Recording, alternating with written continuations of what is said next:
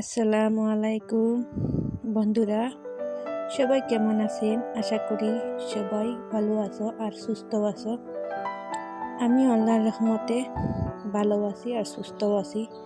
আজকে আমি আমার পুরো দিনের কাজ আপনাদের সাথে শেয়ার করবো। সকাল থেকে রাত পর্যন্ত কি করি সব দেখাইবো, আর তাই ভিডিওতে স্কিপ না করে শেষ পর্যন্ত দেখবেন।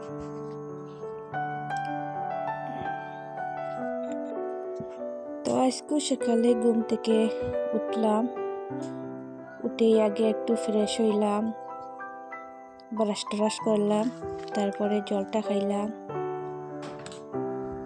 তারপর রান্না করে কি ভাবলাম আজকে কি দিয়ে চা খাইম, মানে সপ্তাহ বড় আছে, তো অন্যরকম একটা জিনিস খাই, নতুনভাবে খাই।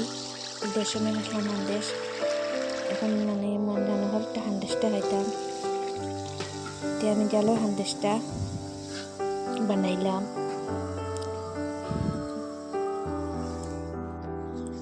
চুলাটা জ্বালাইলাম, আন্দেশ বানাইতে বানাইতে আপনাদের লগে গল্পও করতেছি।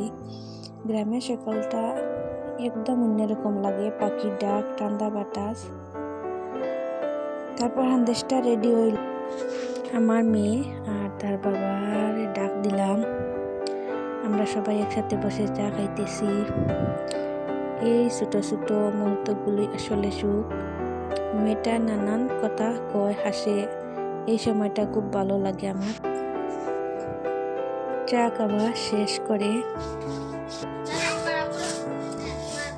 আমি কাজে লেগে গেলাম। প্রথমে বিছনাটা জারাজারি করিয়া বেড কভারটা বিছাইলাম। দেখো বিছনার কাম শেষ করলে না, যত কাম করো কামটা বোঝা যায় আটিছে না। তো আমি এখন বিছনাটা রেডি করলাম।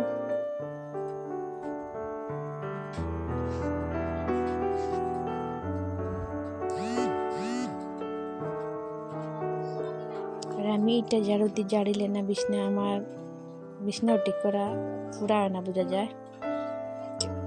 আমার বিছনাটা ঠিকঠাক হয়ে গেছে। এখন দেখেন বাগনা বাগনি তারা আইসন, তারা দৌড়াদৌড়ি করটাও, আমার মেয়েটাও আমার লগে আছে। কালকে রাত্রে কুটুম আসলা, আমার শাশুড়ির নন্দন তার মানে হাজবেন্ড, তারা হওয়ার পরে আমি যেখান দেশ মানে চাটা দেখলাম জিনিস বসে, এইটা আমি এখন বাসকাতে রাখি দিয়ার। এখানে মেয়েটা আছে, একটাও যদি কোনো ফেলাইয়া বাঙ্গা সাঙ্গা খলিলাই। আর অন্যান্য নাইনও গরু আইসন, আমার বাগনা বাগনি তারা তো বাচ্চা মানুষ কিতা বাঙ্গিলে ব্যস্তা। এখন আমার বর্তনটা দোষলাম, এটা আমি এখন রাখি। আর আমার এমন মানে রাখবার জায়গাও নাই, ফাঁকঘর আবার বানাইছি না। ফাঁকঘর বানাইলে ফাঁকঘর বাস্কস্ক বানাইম, এখন নাকি টেম্পোরারি হিসাবে রাখি এই বাস্কটা। এটা আমার মেয়ের বাবার দোকানের বাসকে আসলো, বাড়িতে দোকান দিতা। এখন আমি রেডি করে রাখি। আর আমার ভিডিওটা আপনারা যদি ভালো লাগে একটা কমেন্ট করবা, আমার কাম কাজ কীরকম মানে ভাল লাগেনি। এখন আমার সামান্য যেটা ভাগ করে বানাইতাম এটা আর কি উঠানোর মতন, এটা আবার টিনও লাগাইছি না, সামান্য জায়গা। আমরা এখানে উঠান বেশি জায়গা নাই, মানে তারা স্বাদ পাই নানি আগর। আর এখানে টাউনও মানে টাউনও এখান বুঝা যায় না, টাউনের মতো আর কি, গাঁর মতো, কিন্তু টাউন ওইখান মিউনিসিপালিটি এরিয়া। আমরা উঠান বেশি নাই আর কি, জায়গা কম আর কি টাউন জায়গাত। এটা গ্রামের মতো ন, টাউন দেখা যায়। এটা আমার কারি পাতার গাছ, এটা টমেটো সেরা ফুটেছে, এটা দেখো খেজুর গাছ। আজকে আমি এমন একটা গল্প শোনাবো যেটা কোনো সিনেমা না, কোনো বানানো গল্প না। এইটা আমাদের আশেপাশের হাজারোটা মেয়ের জীবন। ভিডিওটা শেষ পর্যন্ত শুনেন, হয়তো নিজের জীবনের সাথে মিল পাইবেন।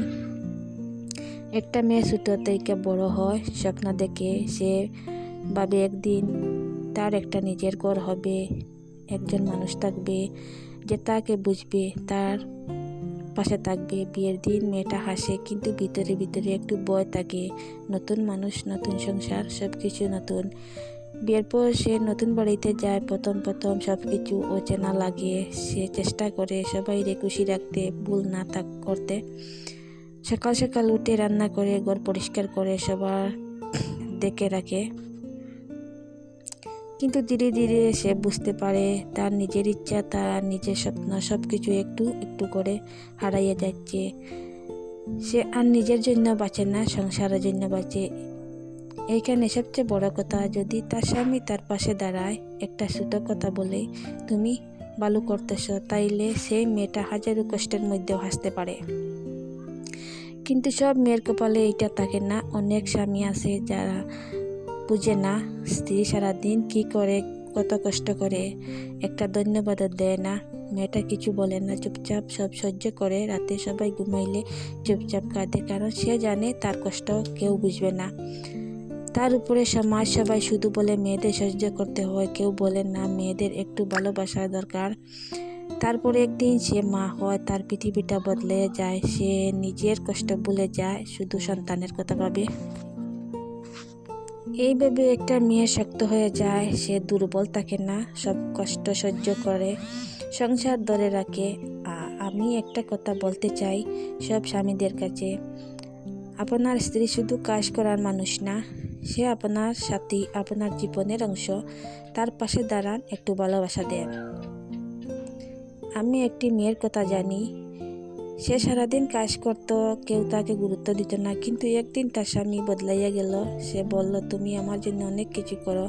এই একটা কথাই মেয়েটার চোখে পানি চলে আসলো, কারণ সে এই কথাটা অনেক দিন ধরে শুনতে চেয়েছিল। দেখেন, মেয়েরা বেশি কিছু চায় না, তারা শুধু চায় একটু সম্মান আর একটু ভালোবাসা। এই ছিল আজকের গল্প। যদি ভালো লাগে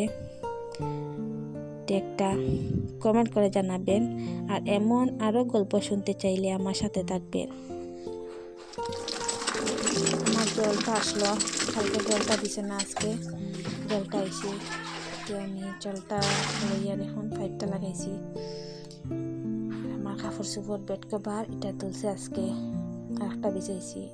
এটা ধুইয়া তুলে রাখতাম, রোববার খুব বাসিতাম। রোববার হইলে কি আমার মেয়ের বাবার বাড়িতে থাকবেন, ওই বাচ্চা বেলা খাম নাই, তাই আজকে খেলাধুলা করে এটা ধুয়ে দিলাই।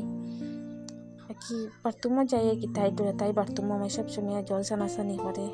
এখানে একটাও গরম পড়ছে, বাচ্চারা এই সময় সবসময় বেমার আজার হয়, তাই আমি করে রেখেছি। এখন দেখো ফিরবার আমার লগে আইছি, কিতা করবো আর। মানে আমি কাপড়টা ধুইয়ার কাপড় ধুই, তাই নাচিব দেখবাই কিরকম একটা ডান্স দেয়।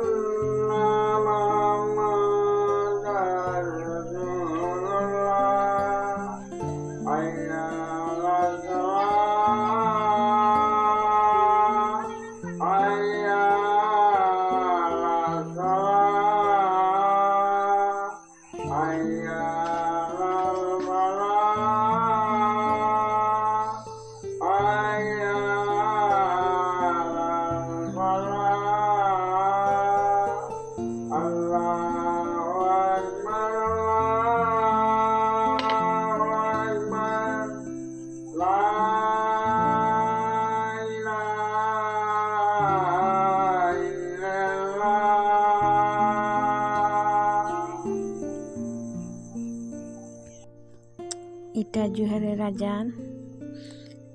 আমার আজকে কাম করতে করতে আজানটা হয়ে গেছে, প্রায় 1টা বাজে গেছে। এখন আমি ফিল্টারটা ধুয়ে রাখি, আর এটা পানি খাটে না, তো ওইটা ধুইলাই, জলটা তো রাখতাম। তো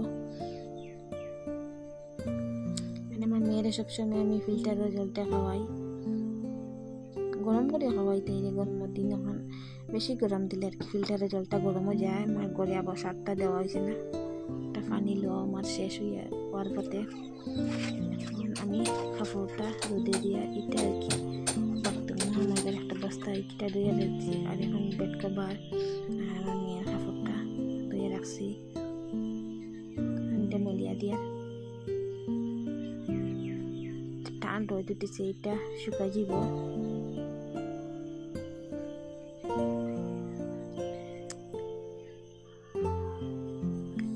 আমার মেয়েটারও গোসল করাইতাম, আমি গোসল করতাম। আমার ঘর তো আর মানুষ নাই, আমি কিরকম তাইরে লইয়ে পারতাম আমার যে সবসময় আমি গোসল করি, তাইরে গোসল করি। আমার গামলাটাও মাঝে দিয়ে পড়ে গেছে নিচে। এই কাজগুলো করতে করতে অনেক সময় চলে যায়, কিন্তু এগুলোই তো আমাদের দৈনন্দিন জীবন। এইভাবে কাজ করতে করতে দুপুর হয়ে গেল। দুপুর একটু খাওয়া দাওয়া করে করলাম। আজকে দুপুরে আমার মেয়ের বাবা নাই, তাই আমি একটা আলু শিরা বানাইছি আর হিদল চাটনি আর মটর ভাজি করছি। আমি আর কি মটর ভাজি করিয়ে শিরা চাটনি লগে খাই।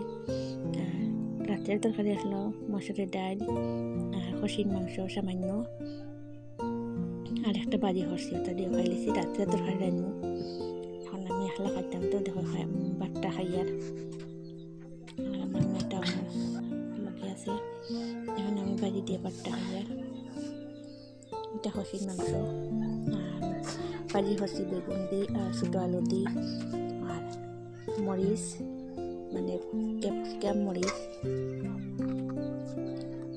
আর কাঁচা টমেটো দিয়া। এখন আমার ভাতটা খাওয়া শেষ হওয়ার পথে।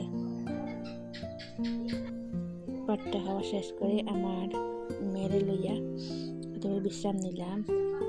তারপর সন্ধ্যাবেলা হয়ে গেল, আকাশটা ধীরে ধীরে অন্ধকার হইতেছে। আমি বাইরে বের হইলাম, সুন্দর চাঁদ উঠেছে। চাঁদ আপনাদের দেখাইলাম। আর গ্রামের সন্ধ্যার পরিবেশ একদম শান্ত লাগে। রাস্তার দৃশ্য একটু দেখাইলাম, মানুষজন আসা যাওয়া করতেছে। এই ছিল আমার আজকের পুরো দিনের গল্প। সকাল থেকে রাত পর্যন্ত যা যা করলাম সব আপনাদের সাথে শেয়ার করলাম। আপনাদের কেমন লাগছে অবশ্যই কমেন্টে জানাবেন। ভিডিওটা ভালো লাগলে লাইক দিবেন আর আমার চ্যানেলটা সাবস্ক্রাইব করে পাশে থাকবেন। আল্লাহ হাফেজ, আবার দেখা হবে পরের ভিডিওতে।